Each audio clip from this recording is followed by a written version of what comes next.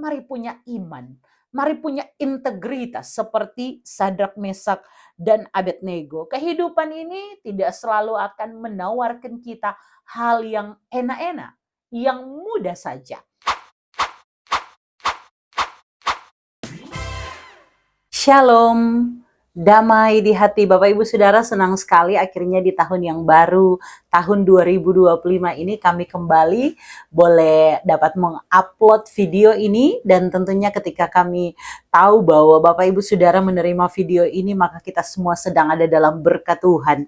Kita akan membaca dan merenungkan firman Tuhan di sepanjang minggu berjalan ini untuk periode tanggal 12 sampai 18 Januari 2025 dengan bahan bacaan yang disodorkan oleh Sinode Gereja Masehi Injili di Minahasa dari kitab Daniel pasal 3 ayat 1 sampai ayatnya yang ke-30. Sebelum kita membaca dan merenungkan firman Tuhan, mari kita berdoa.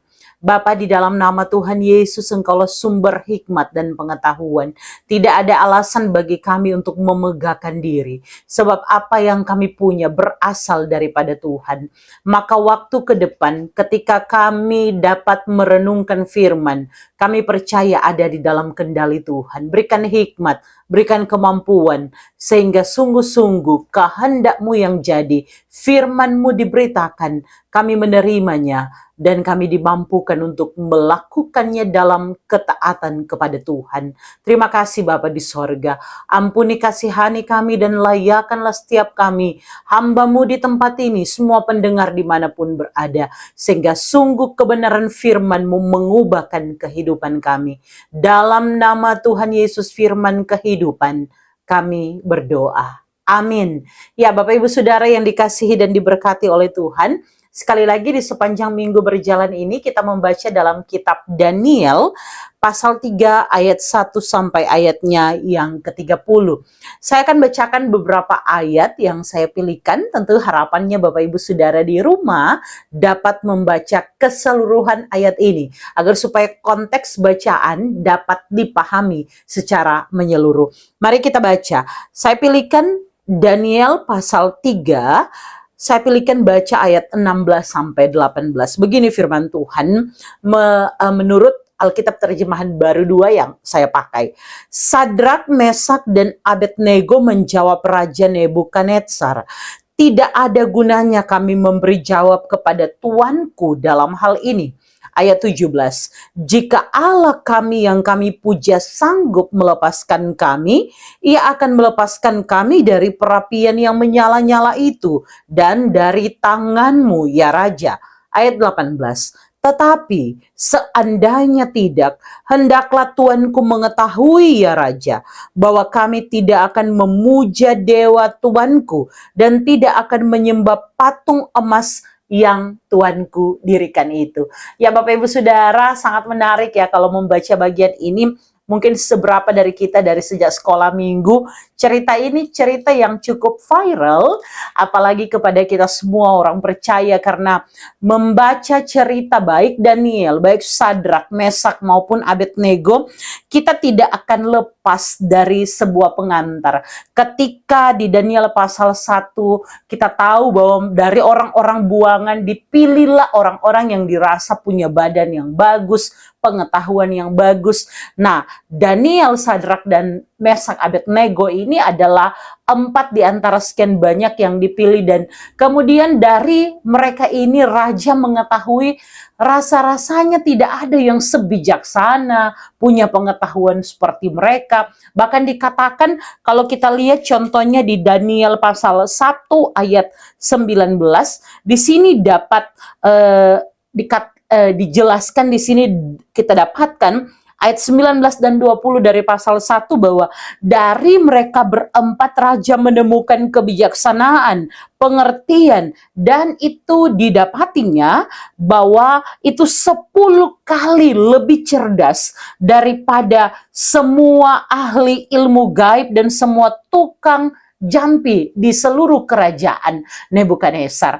Nah Bapak Ibu Saudara, menarik ketika hari ini Minggu ini tepatnya Sinode Gemim itu berikan kita satu tema, yaitu integritas hamba Tuhan. Sebelumnya mari kita kenali dulu kitab Daniel ini. Kalau kita bicara tentang kitab Daniel, kita menemukan bahwa ini adalah satu dari 5 kitab nabi besar ya.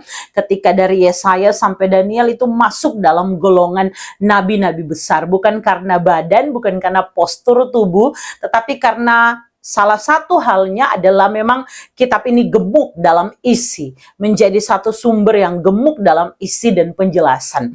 Sehingga Bapak Ibu Saudara, ketika membaca kitab Daniel, kita menemukan bahwa kitab ini berdasarkan sumbernya itu dituliskan dari tahun 536 sampai 530 sebelum Masehi, dan mencatat masa pembuangan, cerita-cerita peristiwa dalam masa pembuangan bangsa Israel di Babel.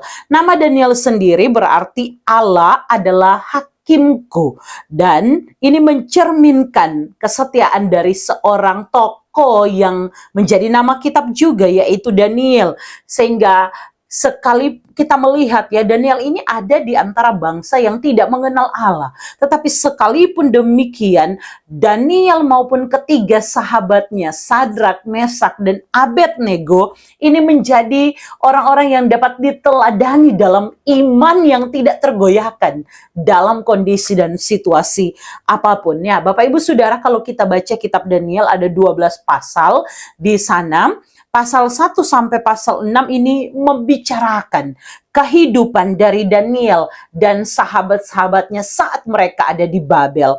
Kemudian ayat pasal 7 sampai pasal 12 di sini membicarakan penglihatan-penglihatan Daniel tentang masa depan.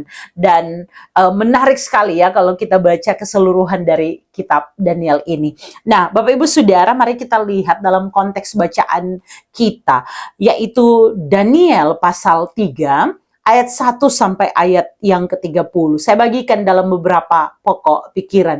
Yang pertama, Bapak Ibu Saudara, kita melihat ayat 1 sampai ayat 8 dari pasal 3 ini, di mana ada penabisan patung emas oleh Raja Nebukadnezar.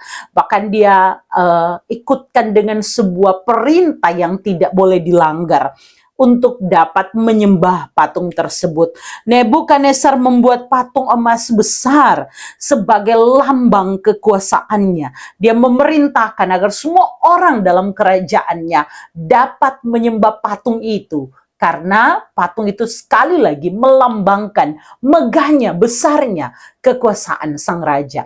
Kita melihat selanjutnya di ayat 9 sampai 21 bahwa orang-orang Kasdim dan di sini ketika mereka mendapati bagaimana kehidupan dari Sadrak, Mesak, dan Abednego ini membuat sebuah laporan, dan ini menyebabkan ada kemarahan yang begitu besar dari Raja Nebukadnezar, sehingga bacaan yang saya bacakan tadi ayat 16 sampai 18 ini adalah salah satu dari diskusi ketika raja menyuruh datang kemari, kalau begitu dorang tiga maka bercakap-cakap. Ketika mereka tidak mau menyembah patung yang didirikan oleh raja, dan disinilah kita menemukan ada sebuah jawaban yang tadi saya sudah bacakan ya, bahwa mereka tidak memilih untuk tidak mau menyembah patung yang telah didirikan oleh Nebukadnezar. Dengan demikian, bahwa mereka berarti melawan apa yang telah diperintahkan oleh raja. Tentu kita tahu ini dilatar belakangi karena mereka takut akan Allah. Mereka punya iman kepada Tuhan Allah. Perlawanan yang mereka buat dalam hal ini melawan perintah raja itu didasari karena mereka beriman kepada Allah. Dalam iman mereka, jelas sekali kalau kita baca pasal 3 ayat 17, jika Allah kami yang kami puja sanggup melepaskan kami, ia akan melepaskan kami dari perapian. Tapi ayat 18, seandainya pun tidak, hendaklah Tuanku mengetahui raja bahwa kami tidak akan memuja dewa Tuanku dan tidak akan menyembah patung emas yang Tuanku dirikan itu. Kita lihat ya bagaimana mereka beriman kepada Tuhan Allah, dan karena itu mereka tidak mau menyembah patung yang dibuat oleh Raja Nebukadnezar. Bapak Ibu Saudara, di sini lah maka mau tidak mau ada satu hukuman yang mengancam bahwa mereka harus dibuang dalam dapur api, perapian yang menyala-nyala. Ini bukan dapur api yang mungkin kita temukan di rumah, yang kalau kita pergi ya panas-panas, tetapi di sini digambarkan orang yang bawa saja itu sampai harus mati terbakar. Disinilah kemudian kita lihat ayat 22 sampai 27. Kuasa Allah dinyatakan.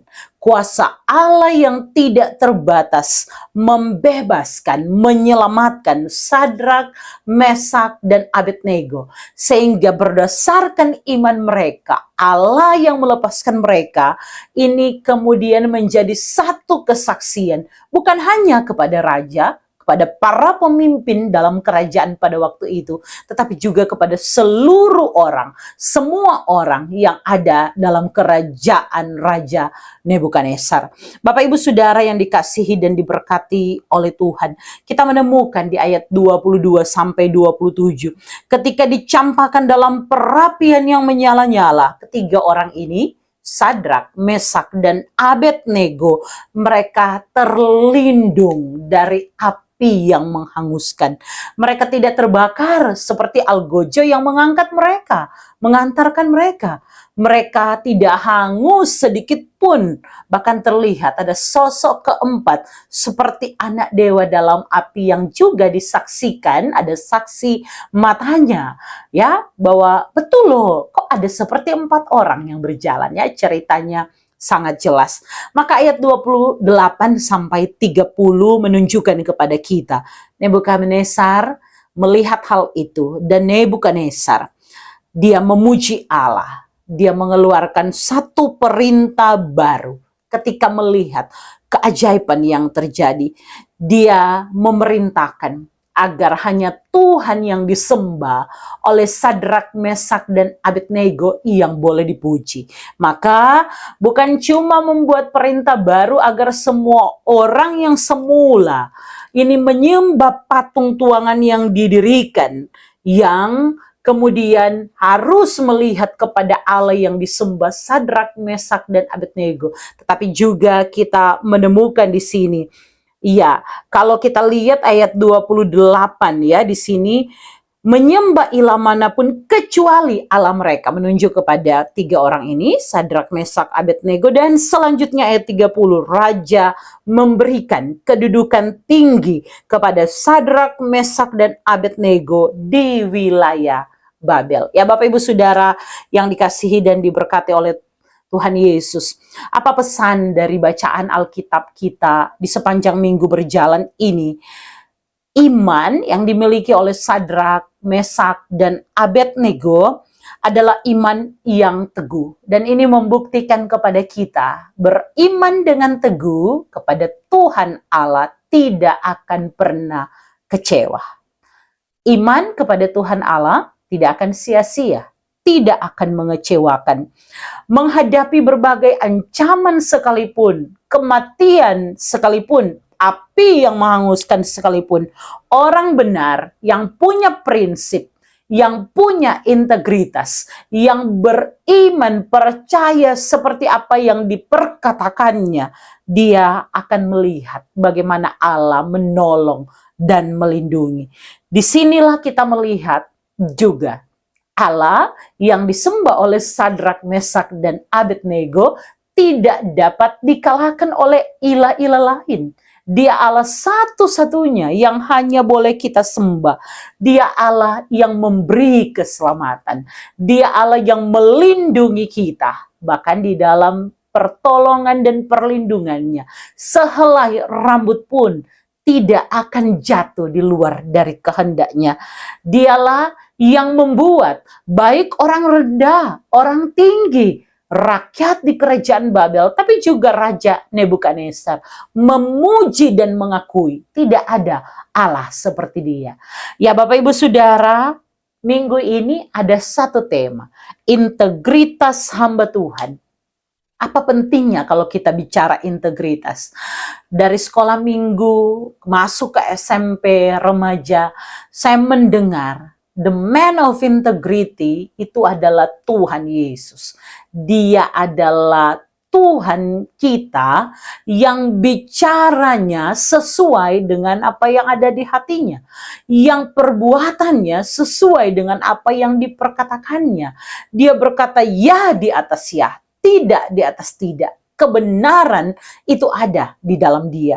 Sehingga Bapak Ibu Saudara, dalam konteks kehidupan sehari-hari, setiap kita yang disebut hamba Tuhan, pengikut-pengikutnya, orang-orang yang memperhambakan diri kita pada kehendak Allah satu-satunya, kepada kita semua, kita sedang dituntut untuk punya integritas. Perkataan kita sama dengan apa tuh yang ada di hati.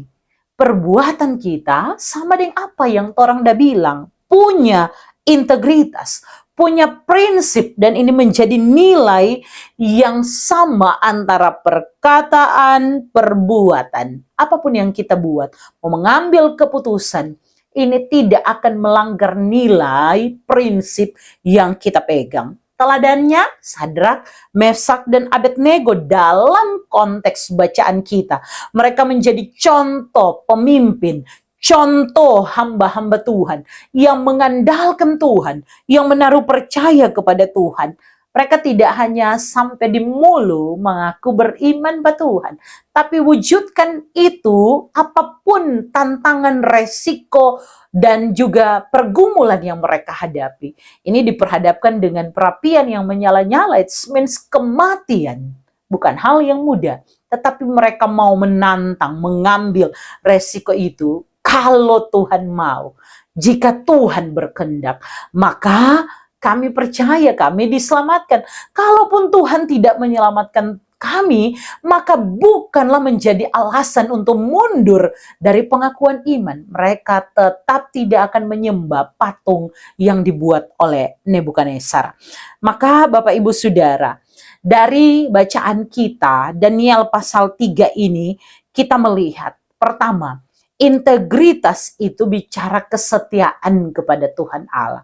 Contohnya sekali lagi, Sadrak, Mesak, dan Abednego. Yang kedua, integritas itu bicara tentang sikap yang tidak kompromi dengan apapun. Apapun tantangannya.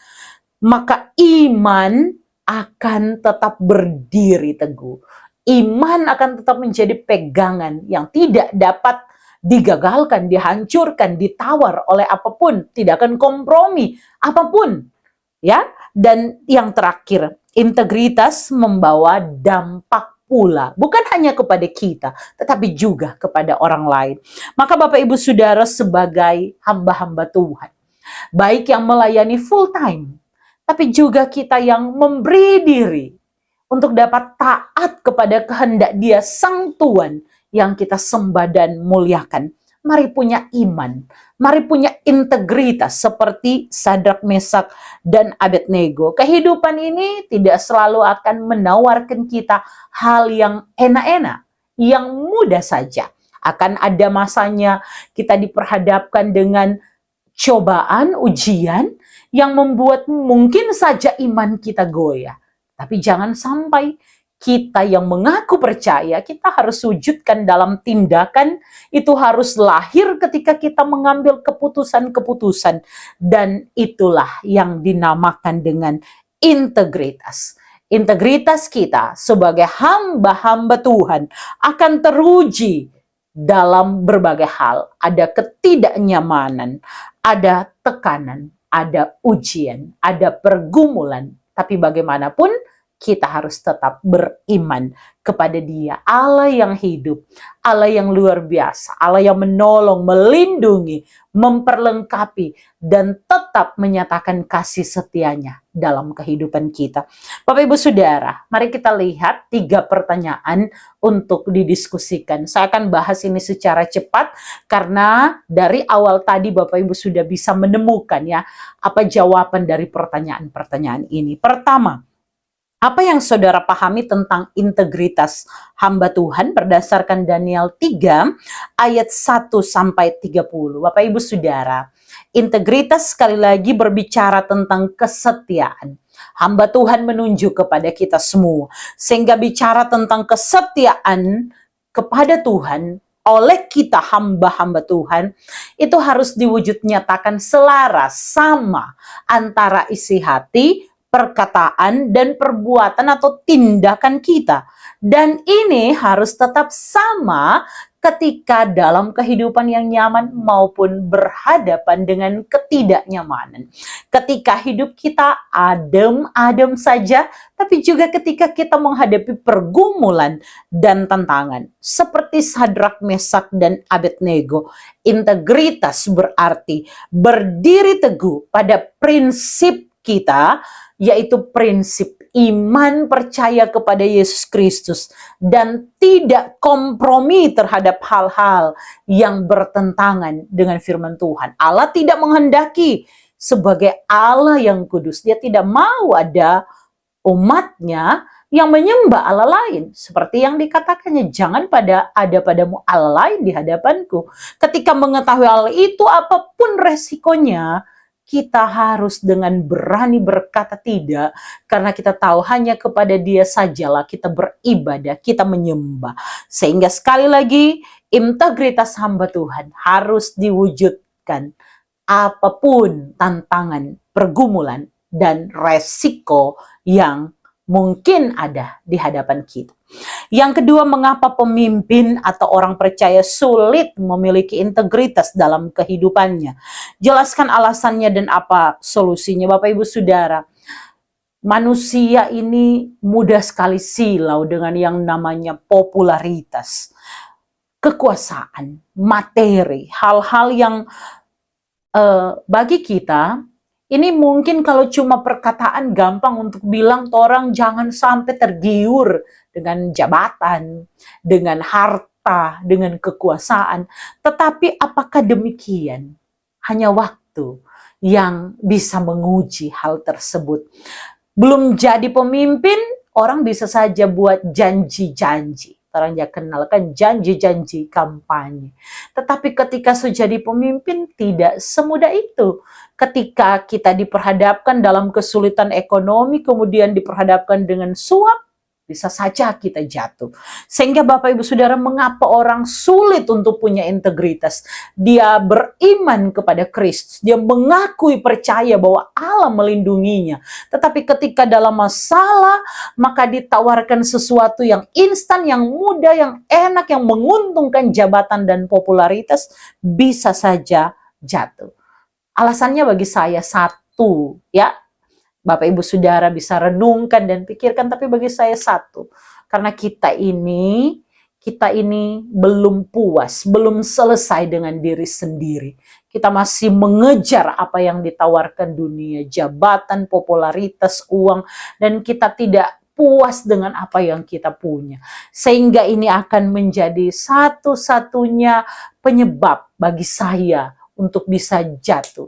Ketika justru sebaliknya kita sudah beres dengan diri kita sudah bahagia dengan apa yang bisa kita terima sampai hari ini, maka tidak ada lagi keinginan untuk memperkaya diri dengan hal-hal yang tidak baik, dengan hal-hal yang tidak jujur, dengan mamon yang ditawarkan oleh dunia. Bapak Ibu Saudara, maka solusinya bagi saya adalah mari kita punya iman yang benar di dalam Dia. Kita hidup dalam ucapan syukur, sehingga kita tidak menggantungkan kebahagiaan kita pada materi, kekuasaan, jabatan. Sebaliknya, dalam iman saja kita hidup, kita percaya, kita mengandalkan Tuhan. Apapun tantangannya, maka pasti kita bisa. Karena Dia Allah yang Immanuel, Dia tetap menyertai kita. Yang ketiga, bagaimana upaya keluarga, gereja, dan bangsa melahirkan generasi yang memiliki integritas. Dalam keluarga, ayah, ibu harus menjadi teladan bagi anak-anak. Tanamkan nilai-nilai kejujuran, ketaatan pada firman, pada persekutuan sejak dini. Ini keteladanan begitu penting. Dalam gereja, kita harus menyampaikan firman Tuhan dengan pengajaran yang benar.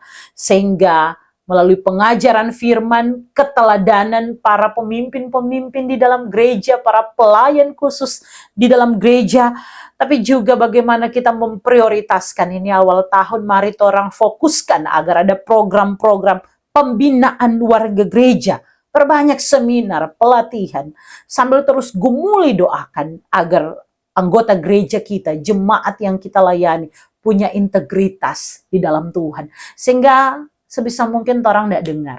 Ya, ada pemimpin-pemimpin yang lahir dari gereja kita yang akhirnya, maaf kata, ditangkap karena korupsi, yang akhirnya ditangkap karena ada masalah-masalah yang berkaitan dengan tidak punyanya integritas sebagai seorang percaya. Ya, tentu hal ini tidak dapat kita tolak, ada di sekitar kita. Tapi mari sama-sama kita gumuli, perbanyak, dan terus berikan pengajaran-pengajaran firman dari mimbar-mimbar gereja. Dan biarlah ada pelatihan-pelatihan sehingga orang-orang itu dibekali dan menjadi kenyang di dalam gereja tempat mereka bertumbuh. Yang terakhir, bangsa. Nah, kita tentu harus, kalau bicara tentang bangsa dan negara, sudah pasti satu-satunya cara bagi saya yaitu kita harus menyentuh melalui pendidikan. Ya, baik formal maupun non formal. Orang-orang harus diberikan pendidikan sebaik-baiknya, tapi juga pelatihan-pelatihan soft skill supaya dapat survive di tengah kehidupan yang tidak mudah saat ini. Sehingga kita percaya maka semakin diperlengkapi orang akan semakin punya integritas. Ketika dia sudah beres dengan kehidupannya, ketika dia sudah tahu bahwa ada standar yang harus dicapai dalam iman dan keyakinannya, maka sebenarnya kita sedang mengerjakan satu tahap awal, yaitu melahirkan generasi-generasi yang akan meneruskan bangsa dan negara ini. Mereka yang akan menjadi pemimpin bangsa dan negara yang takut akan Tuhan. Bapak Ibu Saudara, mungkin itu yang dapat kami bagikan.